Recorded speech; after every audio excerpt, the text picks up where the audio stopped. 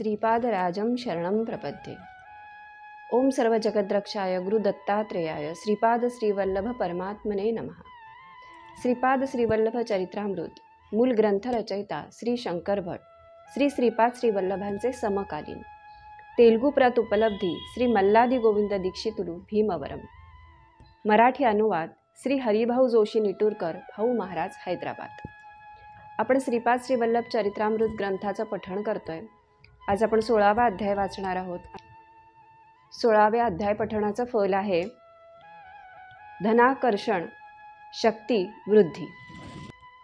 प्रत्येक अध्यायामध्ये काय आपल्याला ऐकायला मिळणार आहे हे आपण बघतो। तर या अध्यायामध्ये काय ऐकायला मिळणार आहे ते पाहूया।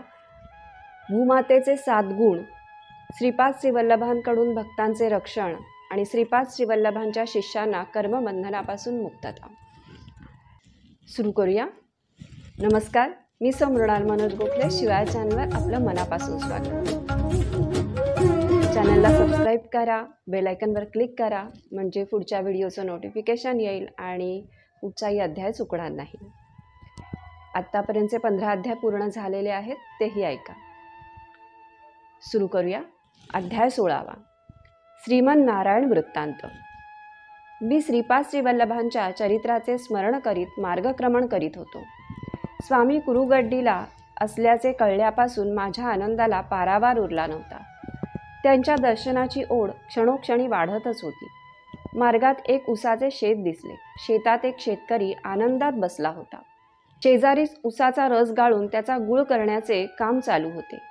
त्या शेतातील खाटेवर बसलेल्या शेतकऱ्याने मोठ्या नम्र भावाने मला बोलावून उसाचा रस दिला। तो फारच मधुर रस होता। मी श्रीपादांच्या दर्शनास जात असल्याचे ऐकून त्या शेतकऱ्यास खूप आनंद झाला। तो शेतकरी मला म्हणाला, अहो काका, माझे नाव श्रीमन नारायण मल्लादी। आमचे गाव मल्लादीपुरम होते, परंतु कालांतराने त्याचे नाव मल्लादी असे अपभ्रंशाने पडले। श्रीपाद श्रीवल्लभांचे आजोबा श्री बापनाचार्युलू यांचे आडनाव सुद्धा मल्लादी असे होते। ते ब्राह्मण होते, परंतु आम्ही चौधरी आहोत। त्यांचे आणि आमचे अगदी जवळचे संबंध असताना आम्ही मल्लादीपुरम गाव सोडून पिठिकापुरम गावी आलो। त्यावेळी आमची परिस्थिती फारच बिकट होती। सारी स्थावर जंगम मालमत्ता विकून टाकून अंगावरील एका कपड्याने आम्ही येथे पिठिकापुरमला आलो। श्री बापनाचार्युलू यांनी आम्हास मोठ्या प्रेमाने जेवू घातले। त्यांचे क्षेत करण्याची आमची इच्छा आम्ही त्यांना बोलून दाखवली। त्या दिवशी श्रीपाद घरी होते। ते म्हणाले, बापनाचार्युलूंच्या घरातील अन्न हे देवाच्या प्रसादासारखे असते। देवाच्या कृपेशिवाय हा प्रसाद मिळत नाही। बापनाचार्युलूंचे दर्शन मिळणे सुद्धा दुर्लभ आहे। तुमच्या पुण्याईनेच घडले आहे। बापनाचार्युलू आम्हास म्हणाले, आम्ही आमचे शेत करण्यास दुसऱ्यांना दिले आहे। काही कारण नसताना त्यांना काढून टाकणे धर्माविरुद्ध होईल। आता तुम्ही एक मुठभर उडीद एका कपड्यात बांधून घेऊन पश्चिम दिशेस जा। तुमच्या मनोकामना पूर्ण होताच ते कुळीत म्हणजेच उडीद टाकून द्या। परमेश्वर अत्यंत दयाळू आहे। तो खडकात बसलेल्या बेडकाला सुद्धा अन्न पुरवतो। तो तुम्हाला अन्न पुरवणार नाही का? तुम्ही आपल्या कार्यात यशस्वी व्हाल। आम्ही जेवण केले व निघताना धोत्राच्या सोग्यात मुठभर कुळीत बांधून घेऊन पश्चिमेकडे तोंड करून निघालो। श्रीपाद श्रीवल्लभांच्या कृपेने प्रवासात अन्न पाण्याचा मुळीच त्रास झाला नाही। न मागताच आम्हाला जेवण मिळत होते। हे केवढे आश्चर्य! चालत चालत आम्ही आंध्र प्रांत ओलांडून कर्नाटक प्रांतात प्रवेश केला। मार्गात आम्हास अनेक पर्णकुट्या दिसल्या। त्यात राहणारे लोक वृद्धच होते। त्यांच्याजवळ धनसंपत्ती वगैरे काही नव्हती। एका पर्णकुटीत आम्ही प्रवेश केला। तेथे एक वृद्ध जोडपे राहत होते। ते जातीने चौधरी होते। त्यांचा एकुलता एक मुलगा सर्पदंशाने मरण पावला होता। त्या मुलाची पत्नी कृष्णा नदीत स्नान करीत असताना पाण्याच्या प्रवाहात वाहून गेली होती। त्यांना संतान नव्हते। या वृद्ध दंपतीला आता कोणाचाच आधार उरला नव्हता। त्यांचे शेजारी मात्र त्यांच्याबरोबर मधुर भाषण करीत व वेळोवेळी त्यांना मदत करीत असत। या वृद्ध जोडप्याने आमचे उत्तम आदरातिथ्य केले व घरी ठेवून घेतले। जेव्हा जेव्हा आमची पुढे जाण्यासाठी निघत असू त्यावेळी काहीतरी अडचण येई व आमचे जाणे स्थगित होई। शेवटी एका शुभ मुहूर्तावर आम्ही निघालो, परंतु त्याचवेळी त्या वृद्ध गृहस्थास उलट्यांचा आणि जुलाबाचा त्रास सुरू झाला। तेव्हा आम्हास राहणे भाग पडले। 1-2 दिवसात त्या गृहस्थास बरे वाटल्यावर आम्ही पुढच्या प्रवासास निघालो। आमच्या तेथील 4-5 दिवसांच्या वास्तव्याने त्या वृद्ध कुटुंबाच्या मनात आमच्याविषयी प्रेमभाव उत्पन्न झाला होता। आम्हाला निरोप देताना त्यांच्या डोळ्यात प्रेमाश्रू दाटून आले व आम्ही सजल नेत्रांनी त्यांचा निरोप घेतला। धोत्र्याच्या सोग्यात बांधलेल्या कुळिताला आता वास येऊ लागल्याने आम्ही ते फेकून दिले. आम्ही त्या वृद्ध दंपतीला मदत करण्याची इच्छा व्यक्त केली, परंतु त्यांनी आमच्याकडून काहीच घेतले नाही. त्यांची निरीच्छ वृत्ती पाहून आम्हास अतिशय आश्चर्य वाटले. त्या वृद्ध दंपतीच्या परिचयाचा एक ज्योतिषी होता. त्याला त्यांनी बोलावले. तो घरी आल्यावर त्या वृद्ध गृहस्थास म्हणाला, तुमच्या घरी आलेले जे अतिथी आहेत ते अतिशय अमंगळ आहेत. त्यांच्या वास्तव्याने तुम्हाला दारिद्र्य प्राप्त होईल. त्यांना तुम्ही लवकरात लवकर घालवून द्या.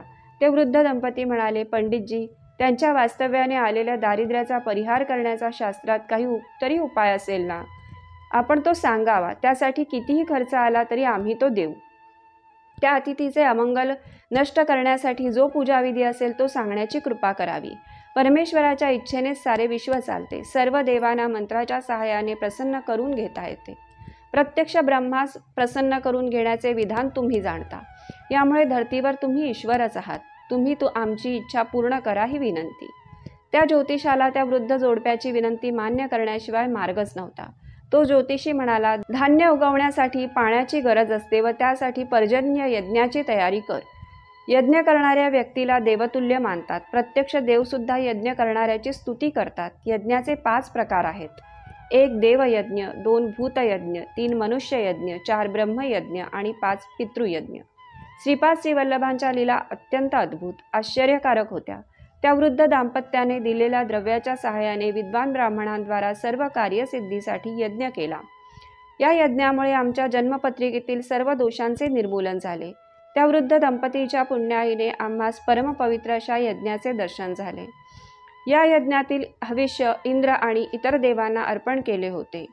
प्रत्येक देवाच्या इच्छेनुसार हविष्याचा भाग देण्यात आला होता. त्या प्रत्येक देवतेने तोंड भरून आशीर्वाद दिले होते. गाय, वेद, ब्राह्मण, पतिव्रता स्त्रिया, सत्यप्रिय आणि दानशूर लोकांमुळे पृथ्वीचे सृजन कार्य चालते. शेती करण्यास ज्याप्रमाणे बैलाची नितांत गरज असते तेवढीच गरज इहलोक सिद्धीसाठी यज्ञ यागाची असते आणि तितकीच गरज परलोक सिद्धीसाठी गोमातेची असते. शिवाय गायीमुळे आपणास दूध, दही, तूप, लोणी इत्यादी खाण्याचे पदार्थ तर मिळतातच. भूमातेचे 7 गुण. सर्व धर्मांची तत्वे वेदांवरच आधारलेली आहेत. धरती मातेला सुद्धा वेदांचाच आधार आहे. ब्राह्मण लोक आपल्या यजमानाद्वारा यज्ञ करवून समाजास सत्कर्म करण्यास प्रवृत्त करतात. अशा सत्कर्माने भूमातेस सामर्थ्य प्राप्त होते. पतिव्रता स्त्रिया आपल्या पतिव्रत्याने धर्माचे रक्षण करतात. पतिव्रता स्त्रियांमुळे धरणीमाता समृद्ध होते. सत्यभाषण करणाऱ्या सत्यसंकल्पी लोकांमुळे सुद्धा भूमी आनंदित होते.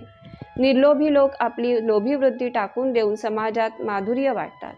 तर दानशूर लोक पुण्यमार्गाने मिळवलेले धन दीनदुबळ्या अभागी लोकांना वाटून इहलोक आणि परलोक दोन्ही साधून घेतात. या सप्तगुणांनी युक्त असलेल्या लोकांमुळे पृथ्वी सदैव प्रसन्न, सामर्थ्यवान आणि भरपूर अन्नपाणी पुरवणारी होते. बापनाचार्युलू सारख्या महापुरुषांनी आम्हाला निमित्त मात्र करून यज्ञपुरुष श्री श्रीपाद वल्लभ यांच्या समक्ष आम्हास धन्य केले. श्रीपाद श्रीवल्लभांकडून भक्तांचे रक्षण. यज्ञ निर्विघ्नपणे मोठ्या आनंदात संपन्न झाला. ते वृद्ध दंपती आम्हास आपल्या मुलासारखे मान देऊन वागवित होते. हे त्यांच्या भाऊबंधांना आवडले नाही. आम्हाला एक मिरचीचे शेत होते. त्याला 4 बाजूंनी ताडीच्या झाडाचे कुंपण होते. या ताडीच्या झाडाचा रस गौड लोक येऊन काढून घेऊन जात. एकदा मी शेतात गेलो असताना आमचे भाऊबंद शेतातील मिरच्या तोडून पोत्यात भरून बैलगाडीत ती पोती ठेवून घरी जाण्यास सिद्ध असलेले मी पाहिले. मी एकटाच होतो, परंतु ते 10 लोक होते. याच वेळी एक आश्चर्य घडले. एक अस्वल ताडीच्या झाडावर चढून त्याचा रस पित होते. एवढ्यात त्याचा झोक गेला आणि ते खाली पडले. त्या अस्वलाला जवळ असलेले पाहताच आमचे भाऊबंद घाबरून पळून गेले. अस्वलाच्या विषारी नखांनी होणाऱ्या जखमांची त्यांना कल्पना होती. मी श्रीपादांचे नामस्मरण करीत बैलगाडीत बसलो व ती गाडी चालू लागली. ते अस्वल श्रीपादाच्या नामस्मरणाच्या आवाजाने शांत झाले व आमच्या बरोबर चालत आमच्या घरी आले. त्या अस्वलाला पाहून त्या वृद्ध दंपतीच्या घराजवळचे शेजारी आश्चर्यचकित झाले. त्या रात्री आम्ही श्रीपाद श्रीवल्लभांचे भजन केले तर ते अस्वल सुद्धा आमच्या बरोबर बसून तन्मयतेने भजन ऐकत होते. भजन संपून सर्वांना प्रसाद वाटला. तो त्या अस्वलाने आनंदाने खाल्ला. यानंतर ते अस्वल आमच्या घरातील एक सदस्य असल्याप्रमाणे राहत होते. ते आमच्याशी प्रेमाने राही, परंतु आमच्या शत्रूंना त्यांची भीती वाटे. त्याच्या भीतीमुळे शेताचे रक्षण करण्याचे काम अनायासे अस्वलच करी. आमच्या घरी दत्तप्रभूंच्या लीलाकथांचे वर्णन, कीर्तन आणि श्रीपादांचे नामस्मरण नित्य नेमाने चाले. एकदा असेच शेतात गेले असताना ते अस्वल शेतात आले. माझ्याकडे मोठ्या प्रेमाने पाहिले. मी श्रीपाद स्वामींचे नाम घेण्यास सुरुवात करताच ते मोठ्या आनंदाने नाचू लागले. आमच्या शेजारच्या गावात एक मांत्रिक आला होता. त्याने काही उपासना करून शक्ती प्राप्त केल्या होत्या. त्याच्या प्रभावात येणाऱ्या लोकांकडून तो धन लुबाडून घेऊन संग्रहित करीत होता. आमच्या भाऊबंधांनी त्याला शरण जाऊन त्याचा आश्रय घेतला होता. त्याने अस्वलावर मंत्रप्रयोग केला. त्यामुळे त्याची सारी शक्ती नष्ट झाली असल्याप्रमाणे अगदी निश्चेष्ट होऊन पडला. दुसऱ्या मंत्राने त्याने अस्वलाच्या साऱ्या शक्ती स्वतः आकर्षून घेतल्या. रामायणातील वालीप्रमाणे त्याला एक विद्या अवगत होती, जिच्या प्रयोगाने समोरील शत्रुपक्षाची अर्धी शक्ती त्यास प्राप्त होत असे. या कारणामुळे श्रीरामांनी वालीला झाडाच्या मागे लपून बाण मारला होता व त्याने त्याचा अंत झाला. श्रीपाद श्रीवल्लभांच्या शिष्यांना कर्मबंधनापासून मुक्तता. श्रीपाद स्वामींच्या लीला मोठ्या अगम्य आहेत. त्यात कार्यकारण संबंध शोधणे अत्यंत कठीण आहे. कारणाशिवाय कोणतेही कर्म संभवत नाही. इंद्राची पूजा गोकुळवासियांनी प्रतिवर्षाप्रमाणे न केल्यामुळे रागावून त्याने गोकुळावर अतिवर्षा केली. तेव्हा श्रीकृष्णाने गोवर्धन पर्वत आपल्या अंगुलीवर उचलून धरला व त्याखाली सारे गोकुळवासी सुरक्षित राहिले. ज्याप्रमाणे श्रीकृष्णाने सर्व गोकुलवासियांचे रक्षण करून आपल्या गोपाल धर्माचे पालन केले, त्याचप्रमाणे श्रीपाद वल्लभांनी मांत्रिकाच्या योगशक्तीला तिच्या आज्ञेप्रमाणे करू दिले. अस्वल त्या शक्तीला बळी पडले. त्यांच्यातील पुण्य अंशामुळे ते श्रीपाद स्वामींचे भक्त झाले होते. त्या मांत्रिकाच्या शक्तिप्रयोगाने निश्चेष्ट पडलेले अस्वल मंदगतीने रडत होते. दुःखी जीवांचे रुदन श्रीपाद श्रीवल्लभ स्वामींना न चुकता ऐकू येते. ते प्रत्येकाच्या कर्मानुसार पापकर्मांच्या फलाची तीव्रता कमी करतात. श्रीमन्नारायणाच्या घरी दत्तकथा, श्रीपाद श्रीवल्लभ स्वामींचे नामस्मरण, कथा, कीर्तने नित्य प्रेमाने चालत असे. तेथे येणाऱ्या भक्तात काही भक्त श्रीपादांच्या चरणी अनन्य भावाने शरण जाणारे होते, तर काहींच्या मनातील संदेह अजून दूर झालेला नव्हता. नामसंकीर्तन चालू असताना एक अद्भुत घटना घडली. ते मृतप्राय पडलेले अस्वल श्रीपादांच्या नामघोषाने एकदम चेतना जागृत होऊन आनंद विभोर होऊन नाचू लागले. श्री दत्तात्रेयांचे योग सामर्थ्य सर्वांपेक्षा काही वेगळेच आहे. त्यांच्या करुणेनेच त्या अस्वलाचे रूपांतर एका मनुष्यात झाले व त्या मानव तांत्रिकाचे रूपांतर एका अस्वलात झाले. तेथील लोकांनी त्या अस्वलास दोरीने बांधून अरण्यात सोडून दिले. ते मनुष्यरूपी अस्वल सर्व लोकांना उद्देशून म्हणाले, लोक हो, मी गेल्या जन्मी एक सावकार होतो आणि व्याजावर पैसे देण्याचा व्यवसाय करीत होतो. अधिक व्याजाचा दर लावून मी लोकांना छळीत असे. धन न दिल्यास त्यांचे धन लुबाडून घेत असे. अशा दुष्कृत्यामुळे मला अस्वलाचा जन्म घ्यावा लागला. परंतु माझ्या पूर्व पुण्याने या जन्मी मला श्रीपाद श्रीवल्लभांचे दर्शन घडून त्यांचा अनुग्रह प्राप्त झाला. श्रीपाद श्रीवल्लभ श्री दत्तात्रेयाचे अवतार आहेत. त्यांच्या अनुग्रहामुळेच माझी अस्वलाच्या योनीतून सुटका होऊन उत्तम असा मानवदेह प्राप्त झाला. त्या मांत्रिकाने अनेक पापकर्मे केली. त्याने माझ्यासारख्या मूक असलेल्या आणि विशेष म्हणजे श्रीपाद श्रीवल्लभ स्वामींचा भक्त असलेल्या प्राण्यांचा विनाकारण छळ केला. या पापकर्मामुळे त्याला श्रीपाद श्रीवल्लभ स्वामींनी योग्य ते शासन केले. शिष्टांचे रक्षण आणि दुष्टांना शासन असे ब्रीद असलेल्या स्वामींचे जे अनन्य भावाने श्रद्धायुक्त अंतःकरणाने सेवा करतात, त्यांच्यावर श्री स्वामींचे कृपाछत्र सदैव असते. देव आणि भक्तांची निंदा करणाऱ्या आणि परधनावर आसक्ती ठेवणाऱ्या लोकांना ते योग्य ते शासन करण्यास चुकत नाहीत. आपल्या पापकर्मावर पश्चाताप होऊन व योग्य ती शिक्षा भोगल्यानंतर काही दुष्ट लोक स्वामींचे भक्त झाल्याची उदाहरणे आहेत.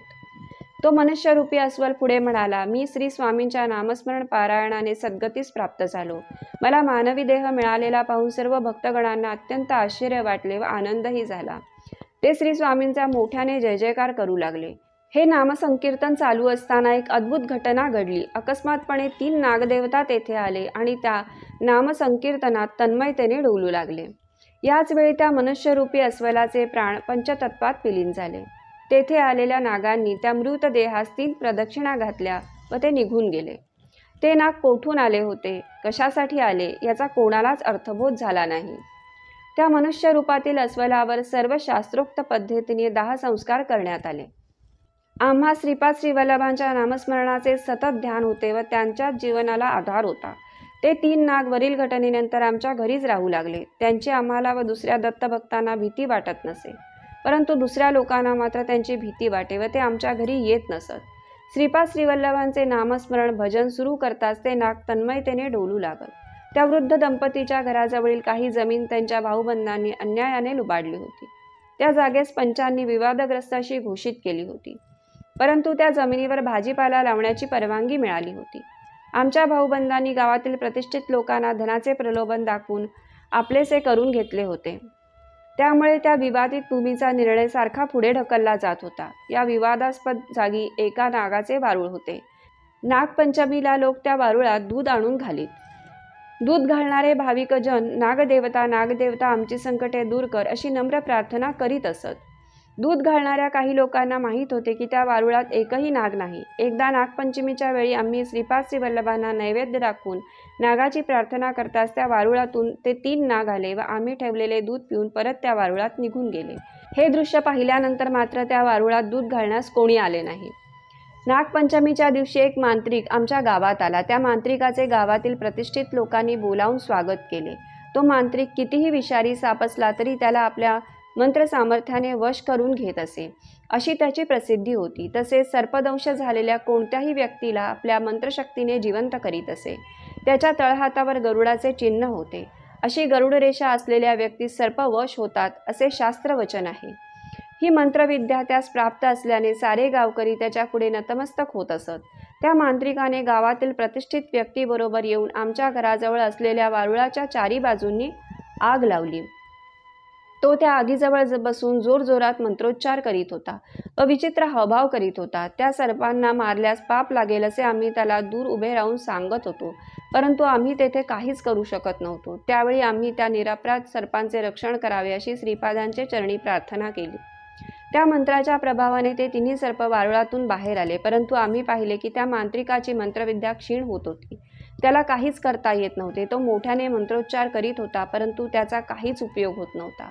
ते सर्प ज्या दिशेने जात होते तेथील अग्नी श्रीपादांच्या कृपेने थंड झालेला असे आणि आश्चर्य म्हणजे अग्निदेवतेने त्या 3 सर्पांसाठी मार्ग मोकळा करून दिला होता. ते ज्या मार्गाने आले होते त्या मार्गाने निर्विघ्नपणे निघून गेले. थोड्याच वेळात तो अग्नी पूर्णपणे शांत झाला. हे दृश्य पाहून त्या मांत्रिकाचे अनुचर पळून गेले. त्याच वेळी गावातील प्रतिष्ठित व्यक्तींच्या मोठ्या मुलास सर्पदंशाच्या खुणा दिसू आल्या. थोड्याच वेळात त्याचे शरीर सर्पाच्या विषाने काळेनिळे झाले. दुसऱ्या मुलाची दृष्टी पूर्णपणे नष्ट झाली. त्या मांत्रिकाने पुष्कळ मंत्रोच्चार केला, परंतु काहीच उपयोग झाला नाही. त्या मांत्रिकाच्या हातावरील ती गरुड रेषा हळूहळू लहान होऊन अदृश्य झाली. गावातील लोकांना खूप भीती वाटली. या भयंकर संकटातून केवळ श्रीपाद श्रीवल्लभच आपली सुटका करू शकतील असा त्यांना दृढ विश्वास वाटत होता. त्या मांत्रिकाची मंत्रविद्या पूर्णपणे लुप्त होऊन तो निस्तेज होऊन जमिनीवर पडला. श्रीपाद प्रभूंची लीला कोणत्या प्रसंगी कशी व कोणाला सहाय्यभूत होईल हे समजून येत नाही.